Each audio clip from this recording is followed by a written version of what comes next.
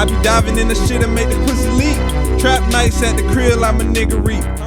How y'all doing? How y'all feeling today? Good. Where's your mental?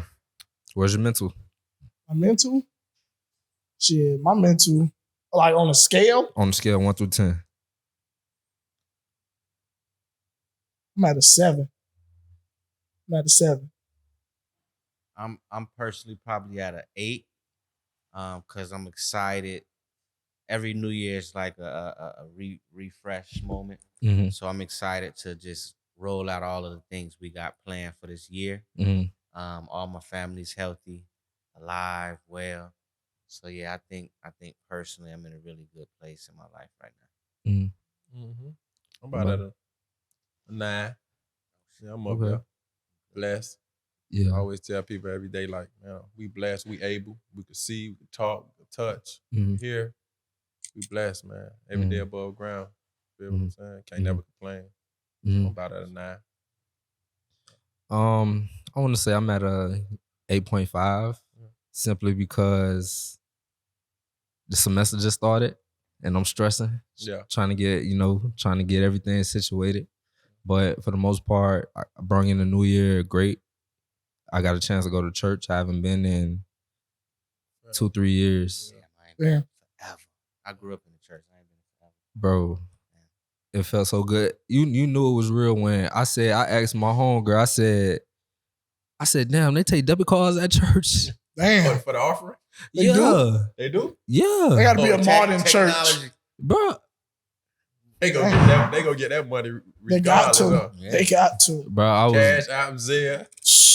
Bro, I was looking crazy. I asked her, she was like, they been taking debit cards at church. That's wild. So what do they really like walk around with the little machine where you can stick your card in? So they stand in the front with the machine and you gotta go up and, make your offering. That's wild. They should just get a Cash App or Apple Pay or something. They take that too. Dang. Offering by any means necessary. I ain't mad at it. I ain't mad. You gotta keep God's house right. Yeah, you gotta keep it going. Water on in God's house now. You got to transition. Mm-hmm.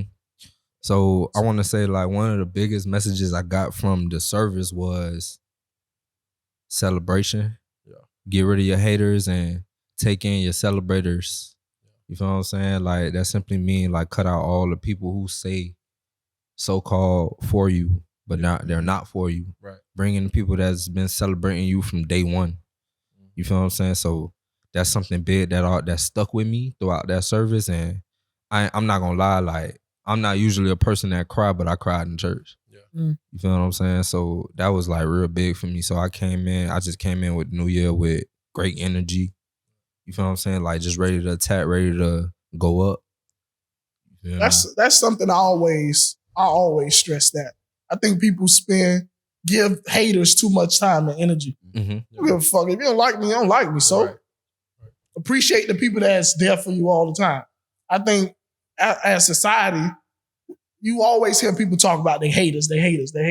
Yeah. Bro, people talk about the people that support you and care for you. Especially black Because a hater gonna be a hater. Like, you can't change a person that don't fuck with you. We gotta learn to accept some of the love that we get, because throughout the day you got people that hit you up, keep doing your thing, keep going. Mm-hmm. And I for me personally, it's hard for me to take it in because I don't want to feel like I'm boasting, bragging, doing too much. So I'm learning how to be like, yo, thank you, I appreciate you. And that means when people when they come hit me up and they're like, yo, I'm proud of you, it actually helps motivate me. Mm-hmm. So I gotta let people know that and receive it better. You know what I'm saying? Mm-hmm. Okay, I think for 2022, a lot of our goal was to cut out the dead weight because,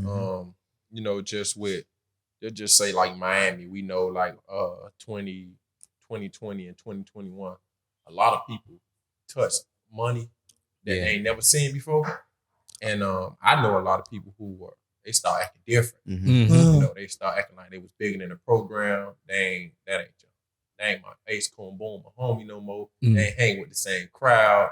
So it's like, now you see how those people was when they touched a few dollars, when they got a little fame.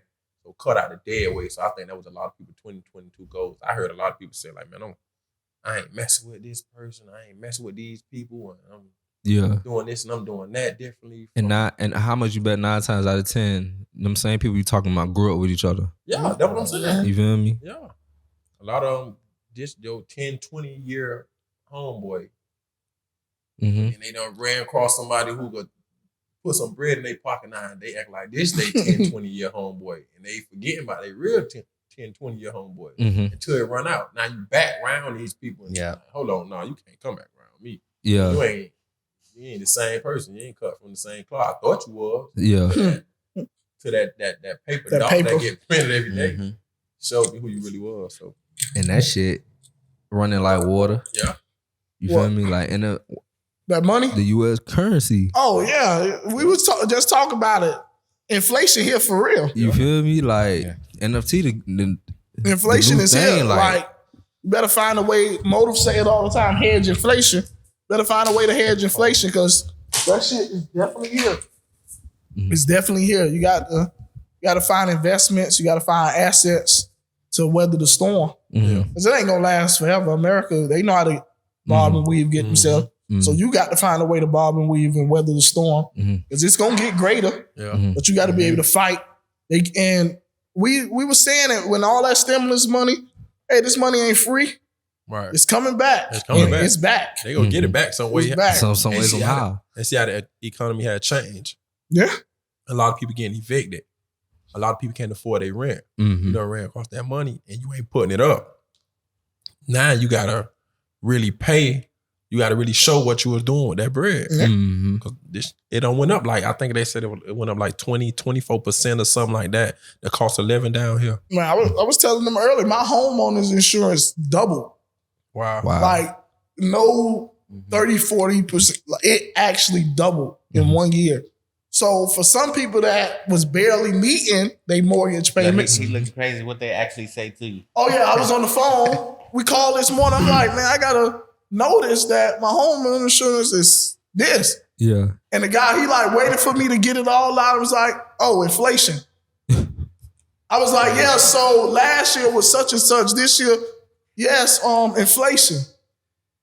Like, no, we had to raise your rate because of ABC. Yeah. No, one word, inflation.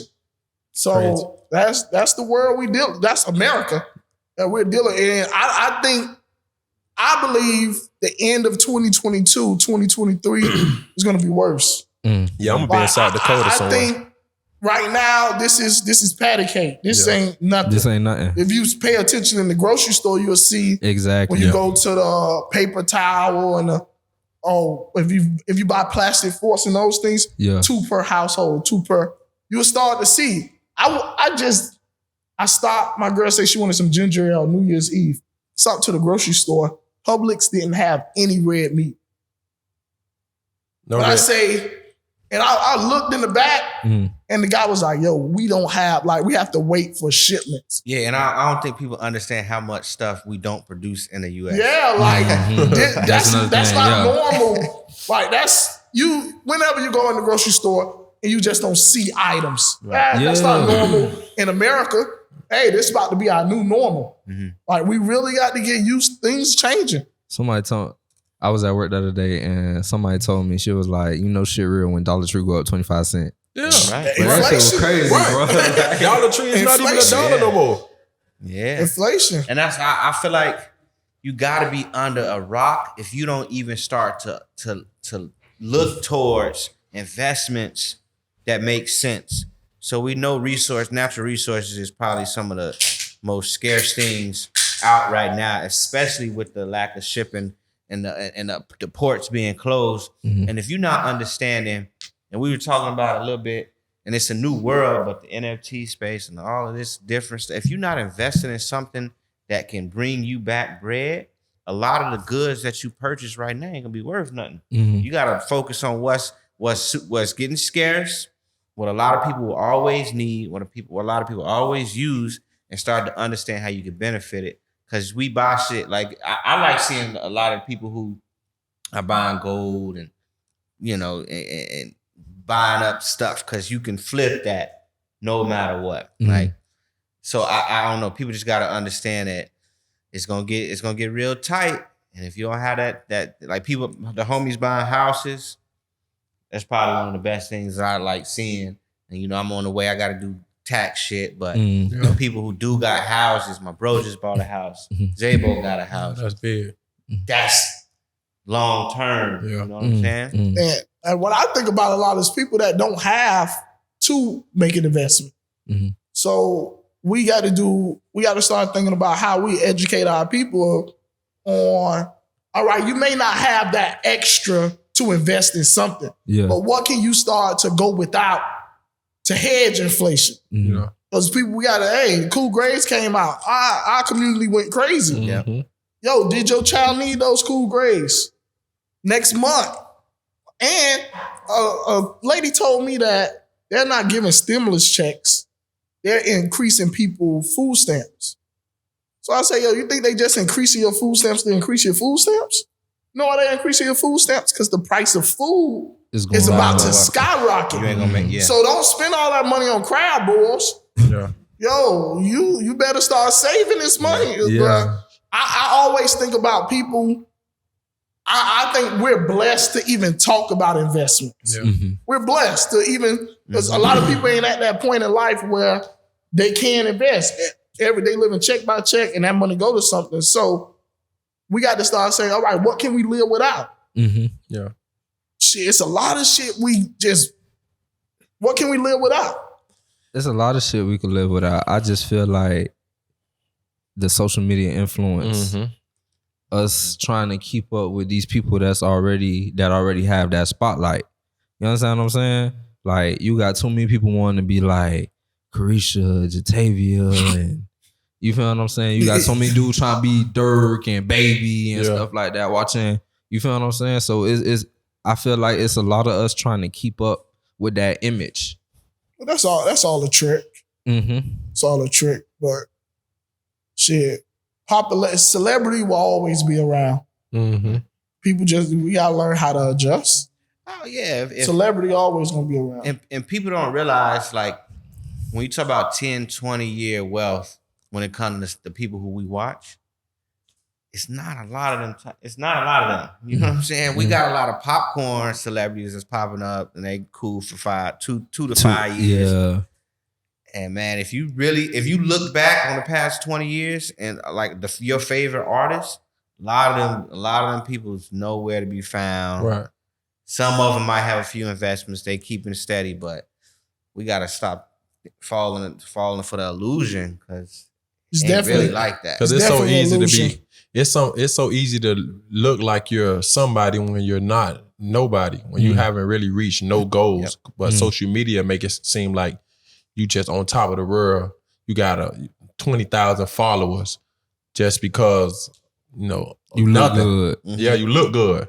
Or you look like you got money. Yeah, you just put that shit on. You got the latest shoes. And I just want to say I love the City Girls, so that me too. I heard you say they want to be Carisha and JT. But I love the City Girls. But they was the prime example because they were a big influence when they first came out. You feel what I'm saying? So I had to make sure I throw them out there. Like, I love them too. Yeah, they definitely an influence. No, they is. You know what I'm saying? Like, motivation for a lot of girls. They changed. I ain't gonna lie. I saw Carisha. She dropped in like pajamas. Yeah. I was like, bro, music could just take you where you got to go. Yeah. She could create all that Carisha, please, but she's creating a lifestyle where she gonna be able to survive. She don't have to drop another song, bro. Yeah. She don't. She gonna, as a brand, as a brand, they gonna be able to. And I think people should pay attention to that more than anything. Like, yo, find a way to get to a spot. And it's all about leverage. I think life is about leverage. You gotta learn how to leverage whatever you have. Yeah. You gotta learn how to leverage whatever you have to get to where you need. Right. Stay in your lane. Yeah. Keep your head down till you see the stars. People not doing that. They looking up when soon as the race start. They looking up, looking at the money. They're not really grinding for real. They really like Carisha and JT really grind for real. Like, I heard. Yeah, I really seen them come from nothing. Like, JT, like, came from nothing. Yeah. Carisha always, was doing what she was doing. My mama was, they always did with it. But I seen JT really come from nothing, from the city. Yeah. Like, hung with us, like, yeah. Yeah. But she grinded though. When they seen that rap that they could do it, they dropped that first song. They sing that they could do it. Mm-hmm. They stayed the course, and they spent all their time in the studio instead of in the club or running behind a nigga who looked like he got money. So, and that what girls or people in this generation don't understand. Everybody want a dude who got money or something like that. Like, not to get off topic. They trying to live. They trying to keep up with the lifestyle instead of trying to understand the process. Right. You feel me? It's sacrifices, bro. We don't. A lot of people don't see. They don't see the work. They see the after. Like even with the Black House, people always say, "Yo, how y'all got the Black House? How y'all did that?" I was like, "Bro, y'all know the Black House was down the street. Danny was staying in the back of the Black House, taking cold showers. Damn right. We were killing rats, roaches. Like it took a minute for the Black House to become the Black House, and it still ain't where we want it to be. But we literally people don't understand. Like, and they be like, "Bro, how you did?" I'm like, "Bro, this honestly, I never forget. I was leaving Miami Boys pool party.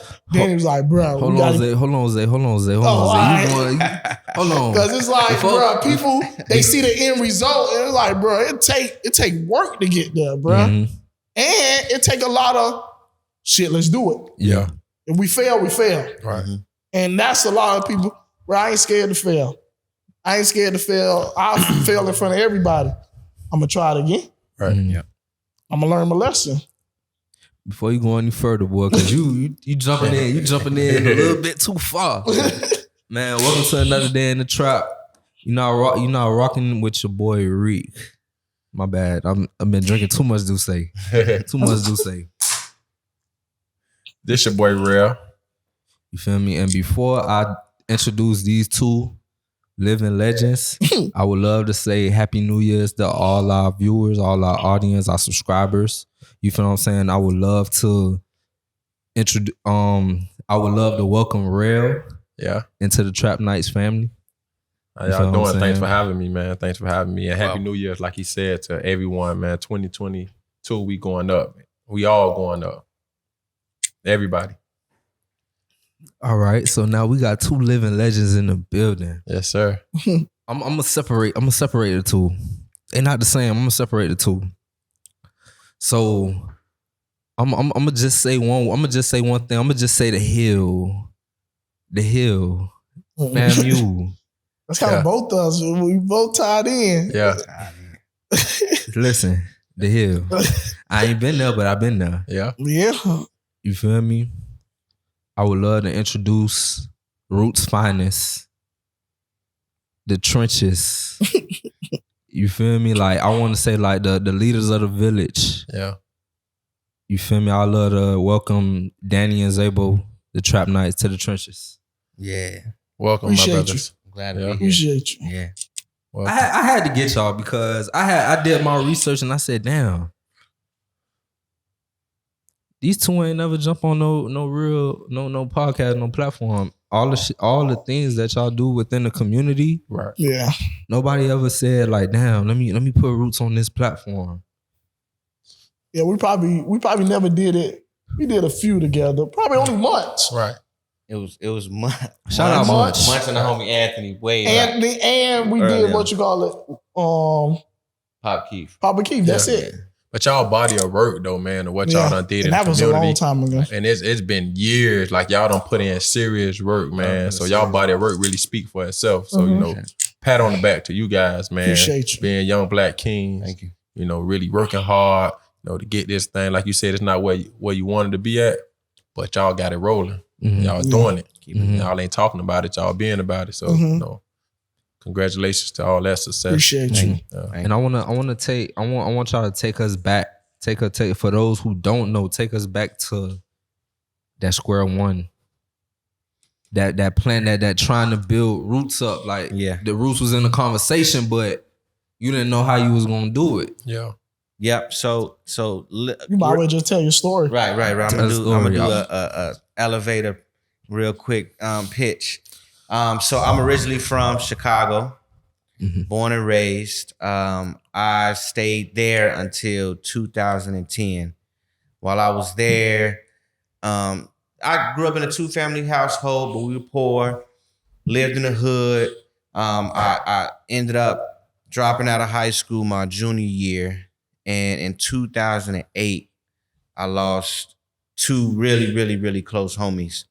And during that time, it kind of shook me up because, like I said, they my right-hand man.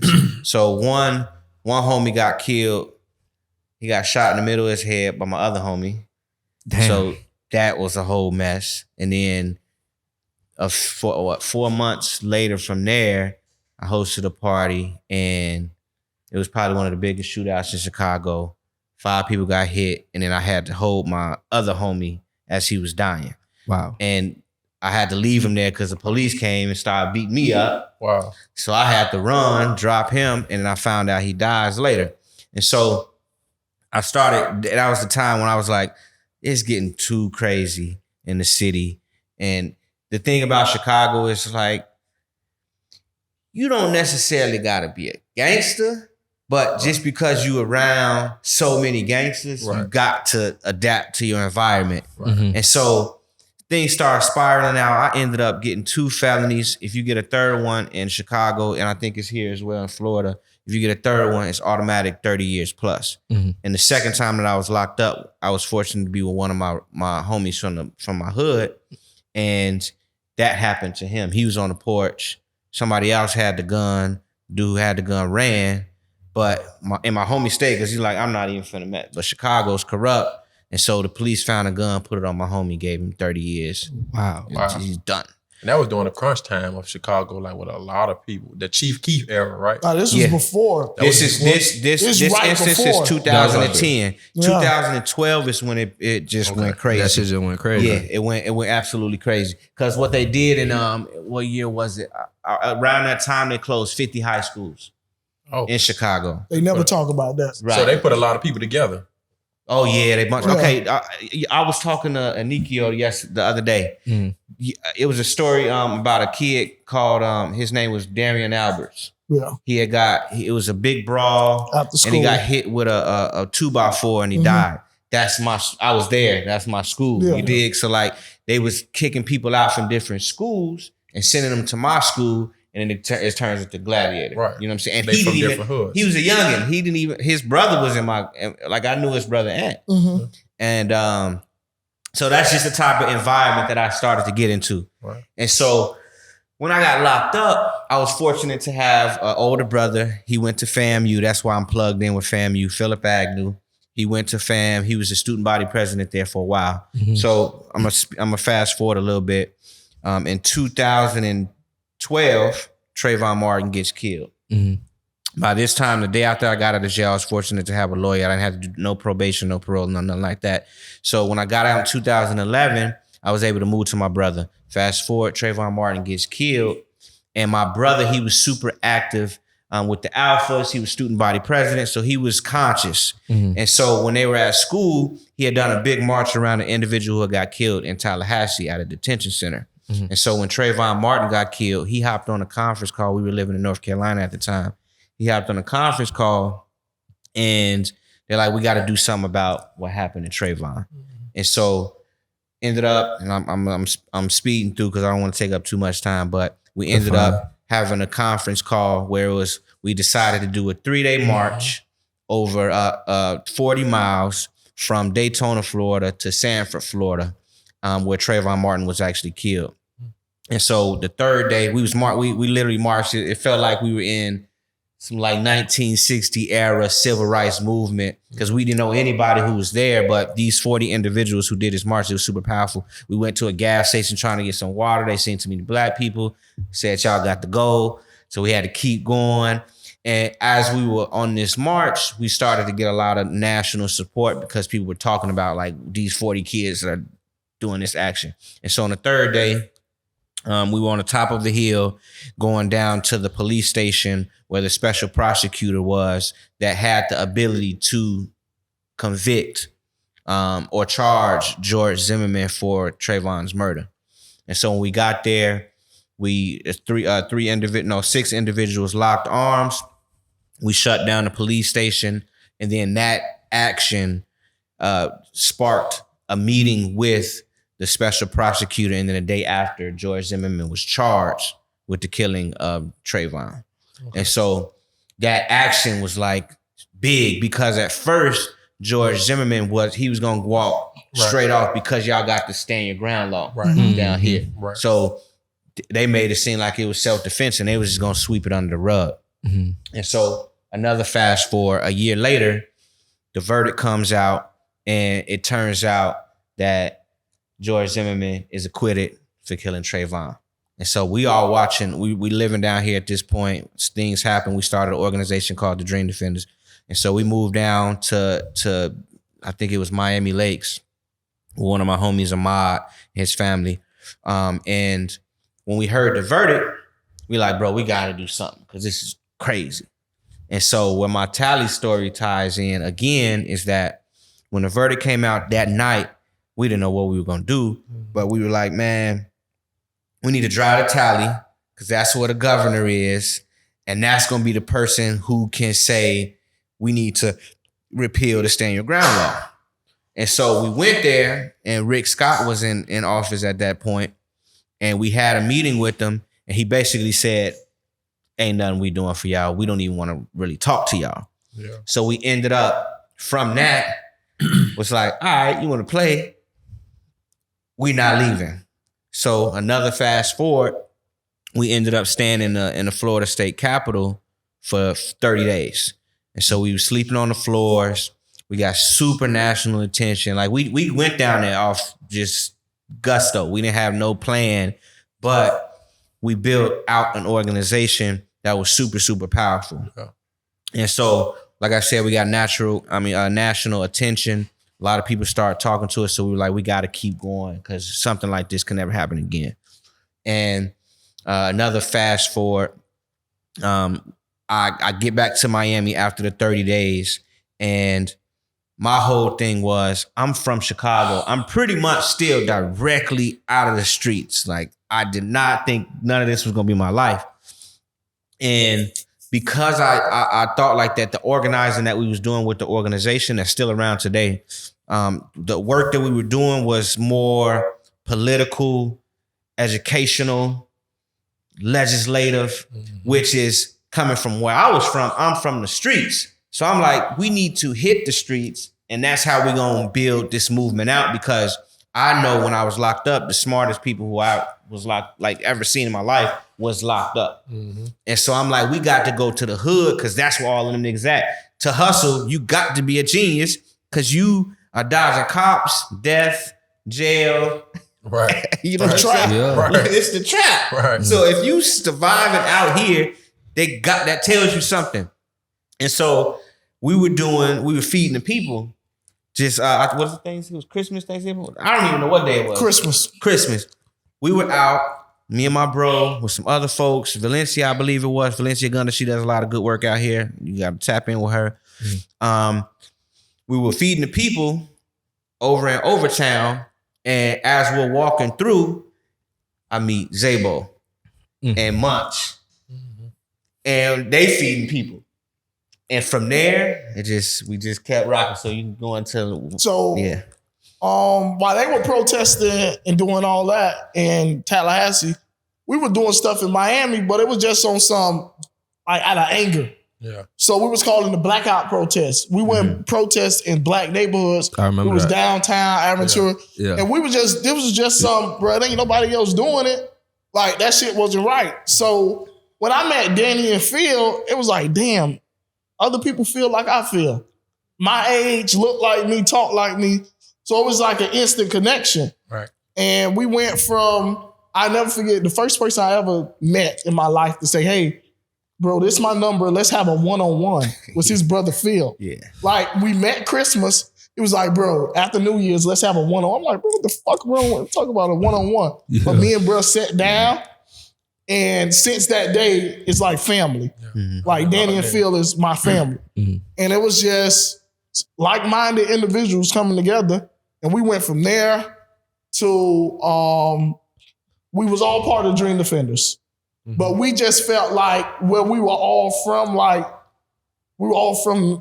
the hood, the streets. That's we know. All right, we can't be preaching to the choir to these college students. We got to get out here. Shit ain't gonna change until the ordinary person on the street feel what's going on and feel like they need to change. Right. So Danny, myself, Munch, First One, it was about 5-6 of us.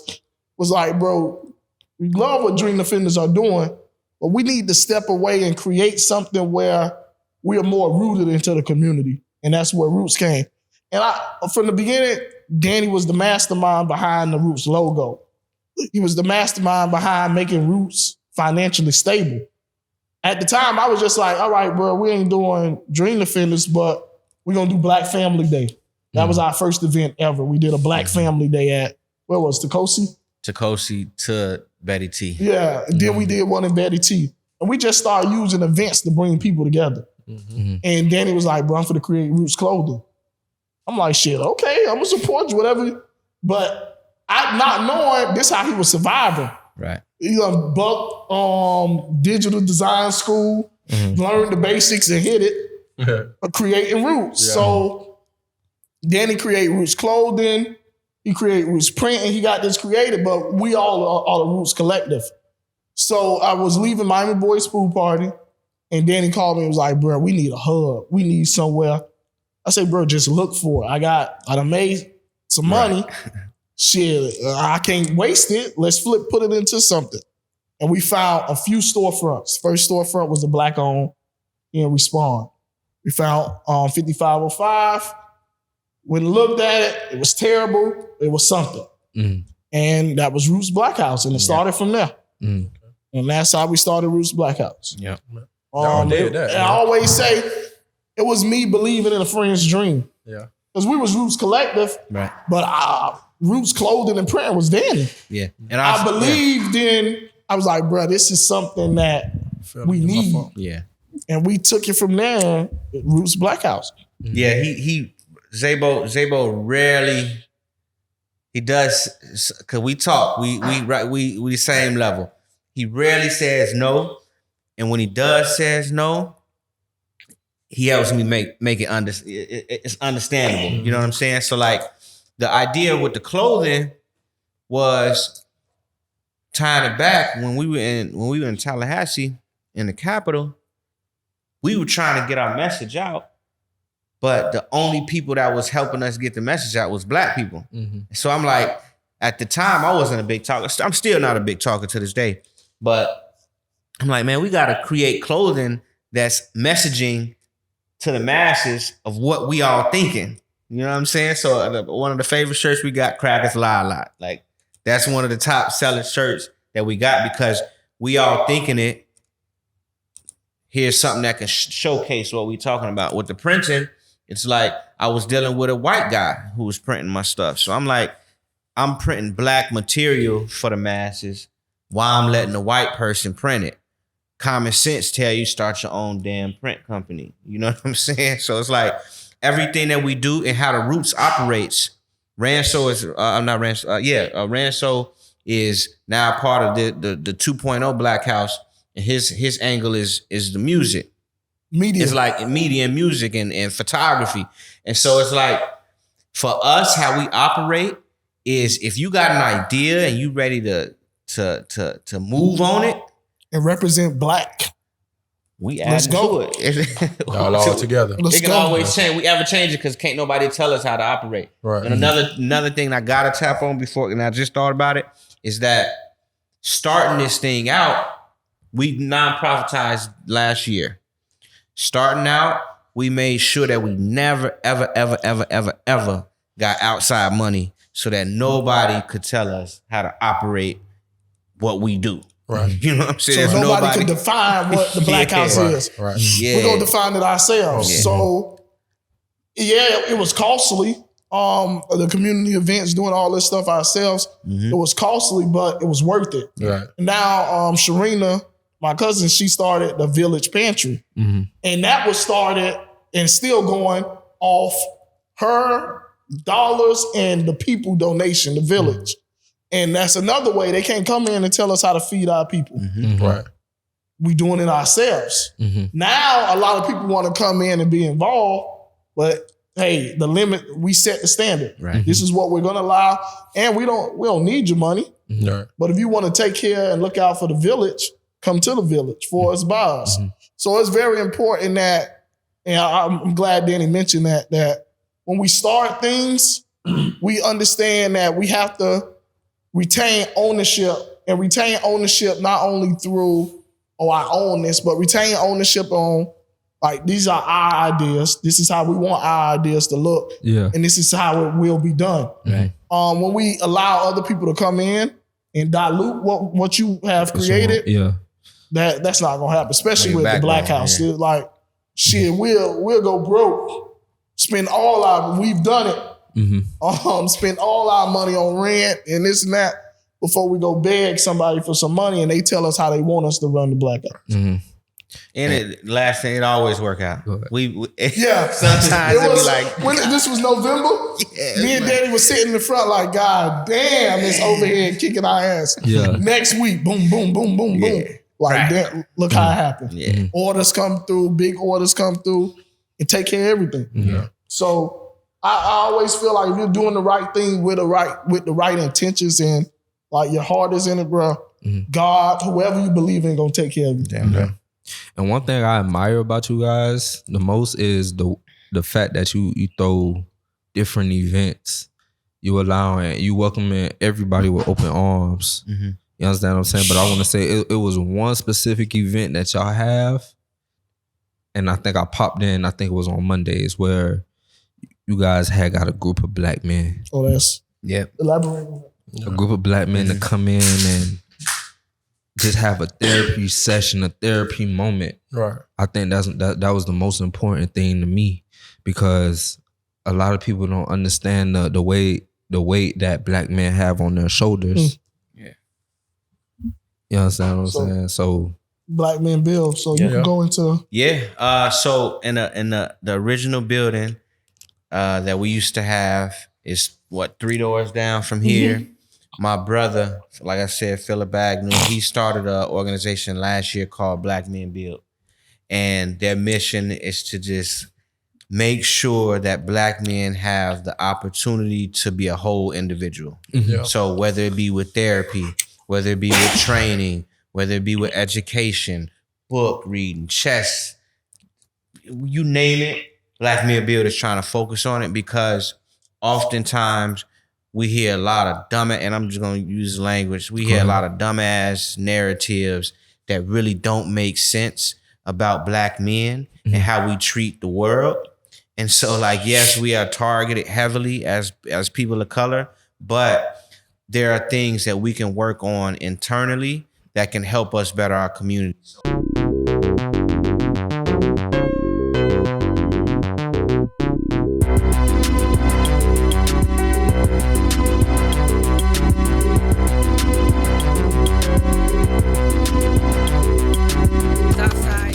the Village, the program, the youth program, a lot of the things that I seen y'all do for these kids, out of all the youth programs I've been a part of, I never seen nobody do what y'all do. And I applaud y'all for that. Appreciate Y'all you. taking these kids, y'all giving them life skills. Y'all taking them out having fun, taking them out their environment, their regular environment, their daily environment, taking them out and showing them something different. You feel what I'm saying? So what was the plans? Like, what was the steps to come about with that? With the youth programming, we always understood like the youth is where it's at. You want to make a difference in the community. Sometimes adults are already too far gone. Mm-hmm. We got to start somewhere. So with our youth, we want to plant seeds. Mm-hmm. So if we're learning about cryptocurrency, we was like, shit, let's teach them about it. Right. We learning about stocks, let's teach them about it. We got a new project. We're going to be doing the plant wall, learning how to grow our own food and take care of each other with what we're growing. Shit, let's teach the kids about it. So spring break program is all going to be all about the plant wall. So the youth programs just came out of planting seeds. I had a chance to work with a lot of nonprofits before, and I started to realize like after school programming and summer program was becoming traditional. You ain't gonna, the kids stop coming. Yeah. So shit, I don't want to go play kickball and run around all day. I could stay home, play the game for a little bit, go outside. So we had to think of ways to make summer camp more attractive. So we added a stipend. Like, all right, bro, I'm gonna use some of your time. We got some money for you. You come every day. You're gonna get $100, $150 at the end, go back to school with, but you're gonna learn something too. You're gonna have fun. So that was our whole basis, is like, all right, we're gonna plant seeds.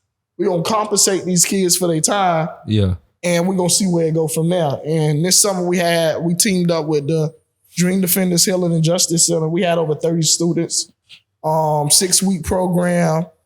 We took them out on the boat. Shit, we did a lot. We did a lot. They learned about every day they was doing healing sessions. Yeah. They was in here doing yoga, learning about themselves. Yeah.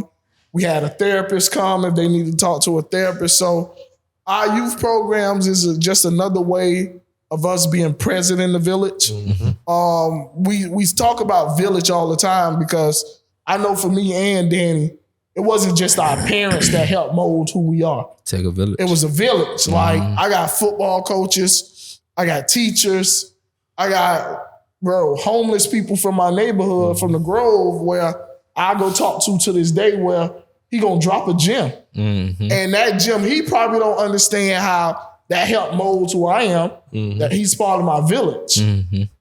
So it takes a village to raise all these people that planted seeds in me is why I became who I am. So I feel like it's on me to help plant these seeds in the next generation. And we just, that trickle down effect, and we keep going. But the youth program is going to be something this never stopping. Right. We're going to find a way to plant seeds. We're going to find a way to introduce new concepts to our students, to our kids, and let them go with it. Like, we not beating it down their throat. Like when we was doing the stock, out of 30 kids, probably about 17 of them was interested. 13 was like, I don't buy no stock. I ain't Snap or bruh. It's like, what you do, like $100 Yeah, or something? yeah. Just buying something? I planted the seed. Yeah. 2 years from now, he might be like, damn, I remember we was talking about that at Roots. Yeah. And get back into it. The seed Couple of was them planted.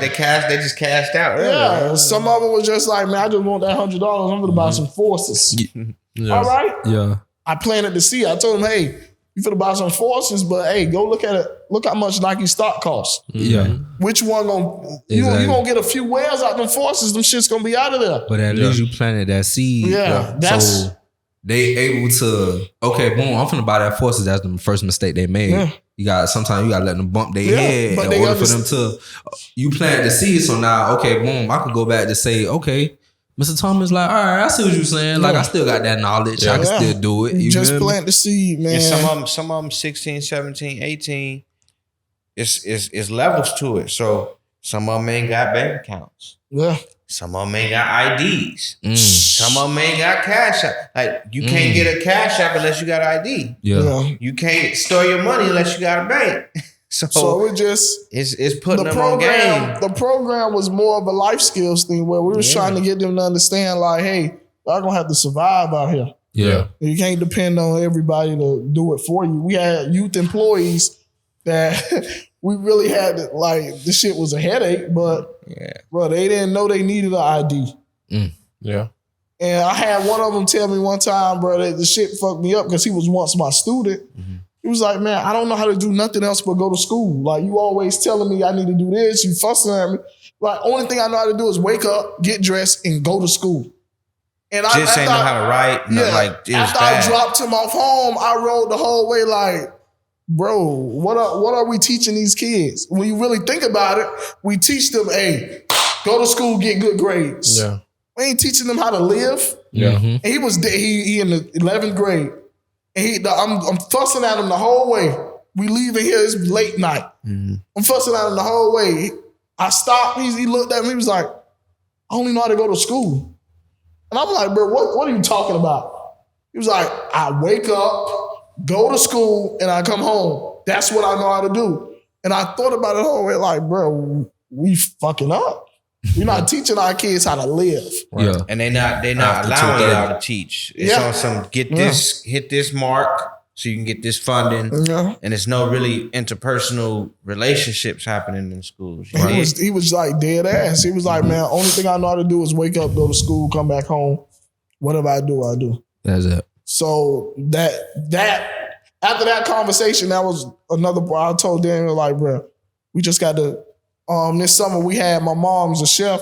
She came in and she just took random items that'll be in the fridge and showed them how to make a meal. And they was in here, they did lunch themselves. They made tacos, quesadillas. They cooked lunch for themselves. Yeah. We had, Miss Vivian was one of our directors. She's from Peru. She wanted to introduce them to Peruvian food and culture. So it's all about planting the seeds, man. And as a child, I was blessed growing up in the Grove. We had my Aunt Barbara. She would get like 17, 18 kids from the Grove every summer. We'll go to like 5 different summer camps. We'll go to Shaker Led, which is Biscayne Bay, for 2 weeks. Leave there, go to LaSalle with the rich kids for 2 weeks. Leave there, go to the Museum of Science for 2 weeks. And I didn't realize it. So I used to be like, damn, why we just can't stay at this one camp for the whole time? She was just trying to give us experience. And she was like, shit, if I could get y'all 5 different summer camps, y'all gonna see 5 different things. Bro, we at LaSalle, kids getting picked up in Range Rovers, Bentleys. And we're like, bro, what the? Yeah. We waiting on the bus to come pick us up. So the youth program is just being part of the village, being an active part of the village. Yeah. And the village got different tiers. We got the youth program and we got the food pantry. Right. And it's just taking care of our people, bro. Yeah. That's one model that if you don't know and you in Miami or you listening, one slogan that we have is building black. And so from the top down, we make sure that we trying to touch everything. We're not trying to recreate the wheel. There are a lot of people who work on housing. There are a lot of people who work on incarceration. Our goals is focusing on youth with the youth program that we offer. We focusing on food insecurity.